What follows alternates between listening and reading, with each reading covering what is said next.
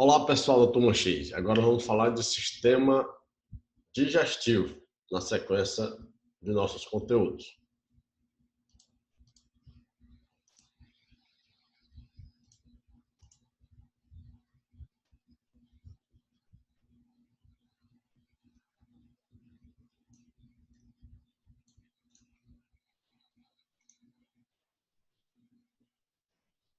Então, dentro do módulo da disciplina, sistema digestivo, né? Como eu disse a vocês.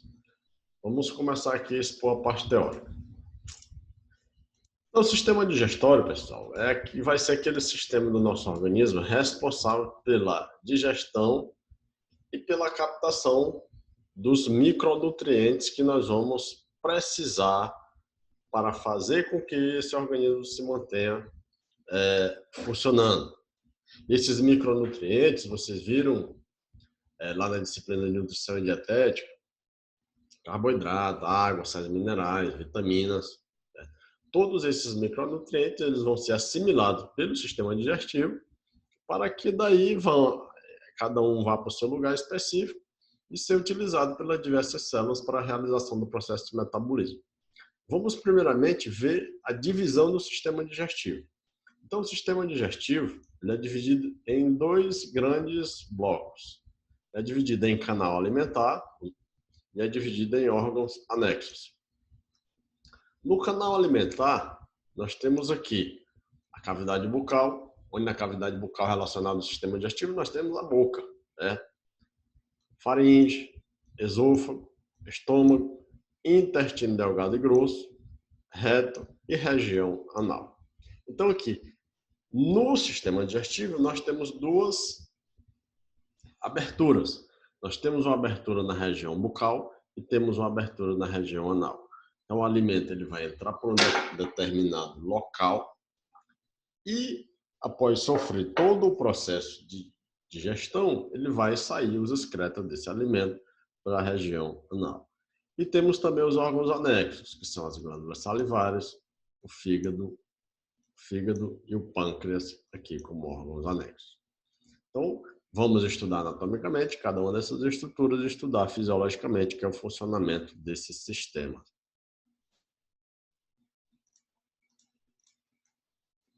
Então, bora lá, né? Para a definição do que é sistema digestivo. Então, o que é digestão? Digestão tem como sinônimo quebra. Então, o que é digestão? É a quebra de alguma coisa para eu extrair o que está dentro daquela alguma coisa.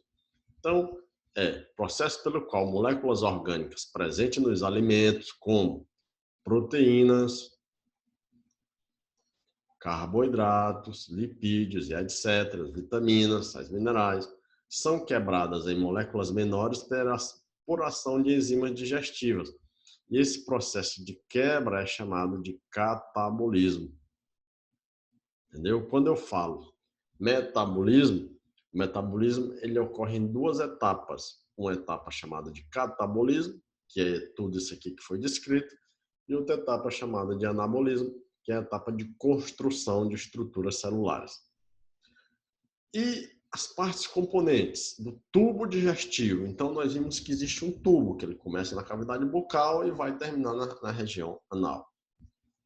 Boca, faringe, esôfago, estômago, intestino delgado e intestino grosso, ampola retal ou reto e o ânus, que é a região que se externa. E os órgãos auxiliares do processo digestivo. Nós temos aqui o pâncreas, a vesícula biliar e o fígado. Vamos estudar cada uma dessas estruturas, a localização dela e a função que elas desempenham no processo digestivo. Então, para começar aqui, nós vamos ver logo como é que tudo isso está organizado, arranjado dentro do nosso organismo. Né? Então, nós temos uma gravurazinha aqui que está mostrando tudo isso. Aqui, ó, sistema digestivo, cavidade bucal. O que nós temos na cavidade bucal? A entrada, né, a própria cavidade bucal, aí eu vou ter dentro e relacionado ao sistema digestivo. Glândula sublingual, glândula submandibular, glândula parótida. Tenho a faringe, que está relacionado com o processo de comunicação com a traqueia e o esôfago. E tem aqui, ó, Traqueia é sistema respiratório e esôfago é sistema digestivo. Tá aqui esôfago. Não confundam essas duas estruturas. A traqueia ela está relacionada ao sistema respiratório. O esôfago está relacionado ao sistema digestivo.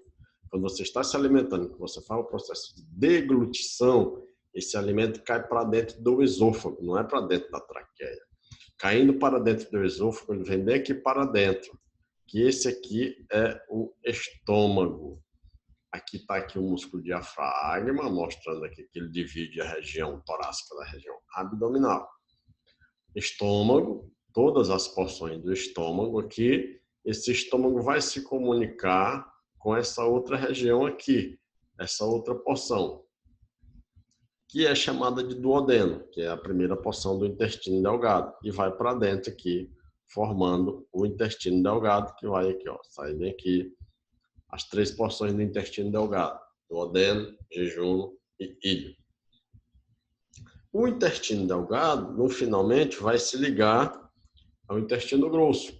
Qual a diferença do intestino delgado para o intestino grosso? Anatomicamente, além do tamanho, como que eles estão organizados. O intestino grosso ele tem esses pregueamentos aqui, ó. Então, o intestino grosso, parte direita, ascendente, colo transverso, colo descendente, colo sigmoide, região retal e ânus. Então, tem caracterizado aqui o tubo digestivo, certo? Com as partes componentes do tubo digestivo. Mas, professor, mas você não falou aqui do baço. Baço são órgãos auxiliares. Então, colo transverso, intestino delgado, colo descendente, colo sigmoide, região do seco, que não fala mais à frente, apêndice vermiforme, duodeno eu falei, e a vesícula biliar e o pâncreas nós vamos falar mais à frente. Então, aqui, esboçamente, vocês têm as estruturas presentes no sistema digestivo e como que essas estruturas estão organizadas.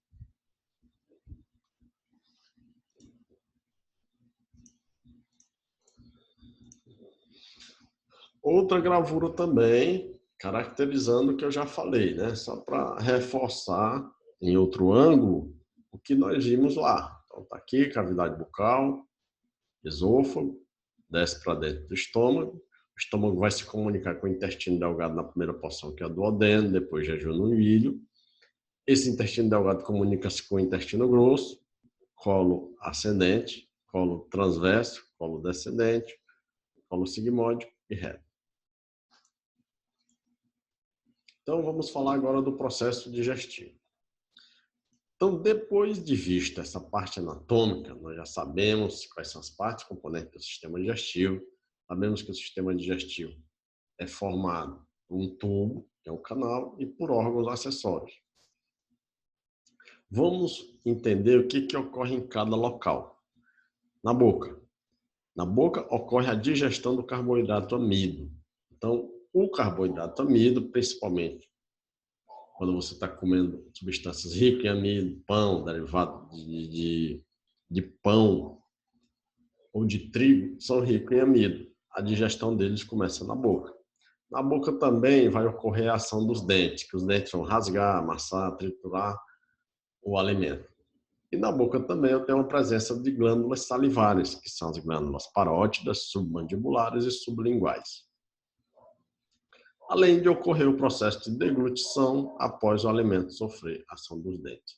Então, o que a gente tem na boca, pessoal? A gente tem inicialmente a digestão do amido, que a digestão do amido ocorre através dessa enzima aqui, amilase salivar ou pitialina. Nós temos o processo de ação dos dentes, que é amassar, rasgar e triturar o alimento. E nós temos de estruturas produtoras da saliva, onde está presente a amilase salivar, que são as glândulas parótidas, sublingual e submandibular.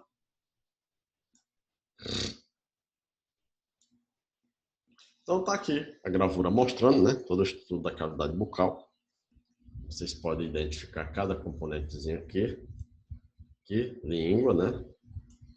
As tonsilas palatinas, mas elas não estão relacionadas ao processo digestivo. Os dentes, as suas diversas conformações, não irei querer saber de vocês nome de dente, porque isso aqui não é intuito do nosso curso. E a presença de todas as outras estruturas, né, a gengiva e a abertura do ducto das glândulas, ó, abaixo da cavidade lingual. Então, assim, dentro da boca ocorre o quê? O processo de mastigação, insalivação e deglutição, relacionados ao sistema digestivo.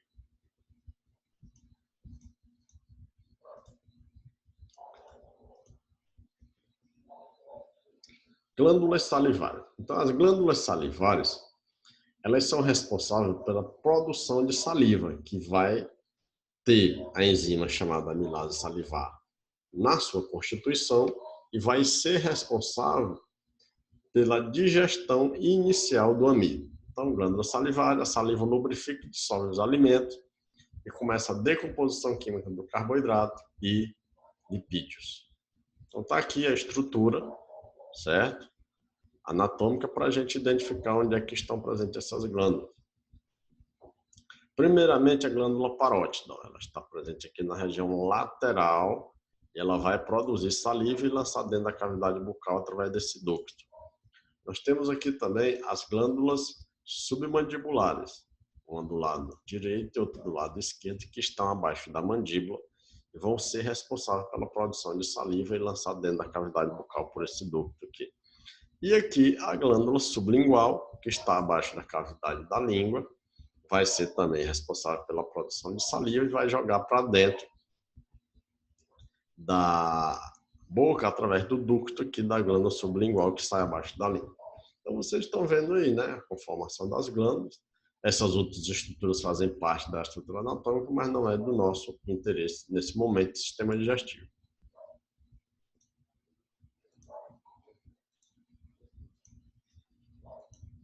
Estômago. Então, o estômago, qual é a importância do estômago para o sistema digestivo? É formado pelo fundo, pelo corpo e pelo antro. E possui uma curvatura maior e uma curvatura menor. O alimento é digerido mediante a ação da musculatura da ação das enzimas digestivas e no estômago é chamado de quimo, lá na boca é chamado de bolo alimentar. Vai dividir-se em cárdia, fundo e corpo e piloro. É responsável pela produção do suco gástrico, que é rico em ácido clorídrico, e possui as enzimas pepsina e renina. Então, vamos ver aqui, né? Na gravura que fica melhor para a gente identificar as coisas. Então, aqui no estômago, nós vamos ter as seguintes partes.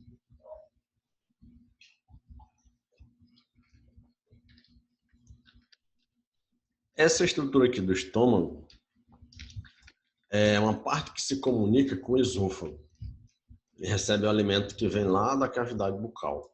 O alimento cai dentro do estômago e aqui vai sofrer os processos relacionados à digestão no estômago. Então, essa porção do estômago é chamada de fundo, a maior porção é chamada de corpo, aqui também é fundo e aqui também é antro. É interessante vocês entenderem que dentro do estômago vai ocorrer um processo digestivo, chamado de quimificação. O que é essa quimificação? É a ação da musculatura do estômago e a ação de enzima, principalmente a enzima pepsina e o ácido clorídrico. Esse ácido clorídrico ele tem um alto poder bactericida, porque quando a gente se alimenta, a gente consome bactérias, fungos, essas coisas que caem aqui na cavidade do estômago. Na presença do ácido clorídrico, essas estruturas vão terminar morrendo, porque o ácido tem esse poder, é bactericida.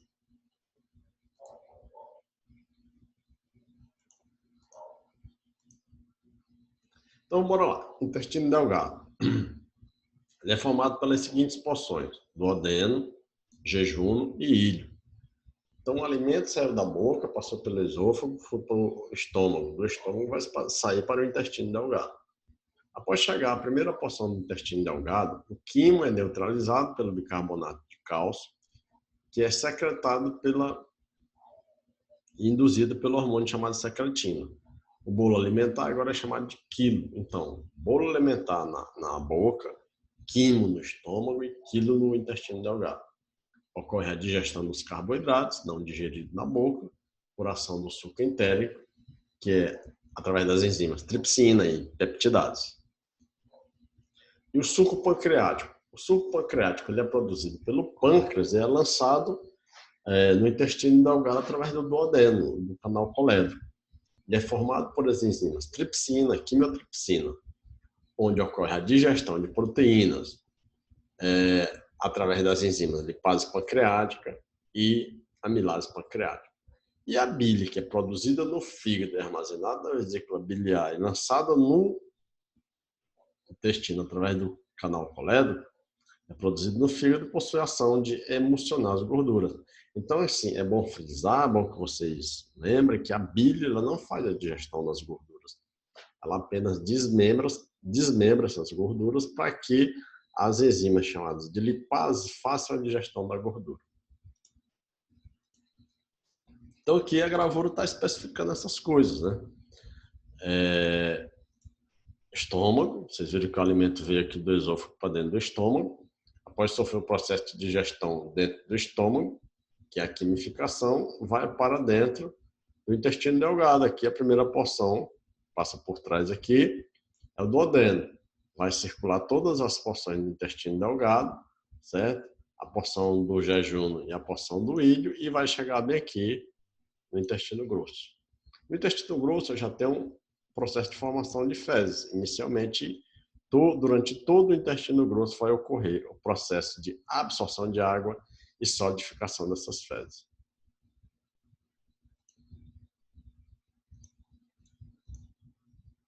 Intestino grosso. Então, o intestino grosso constitui a porção terminal do canal alimentar, sendo mais calibrosa e mais curta que o intestino delgado.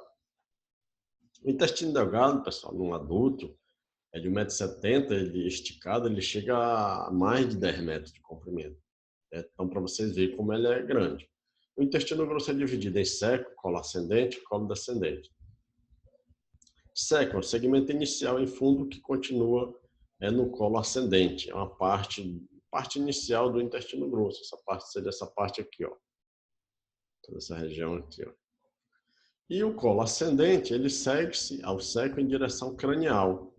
O colo transverso está na região transversa, o colo descendente está na região descendente, que se comunica com o colo sigmoide. Então está aqui, ó, seco, colo ascendente, colo transverso, colo descendente, colo sigmoide aqui reto.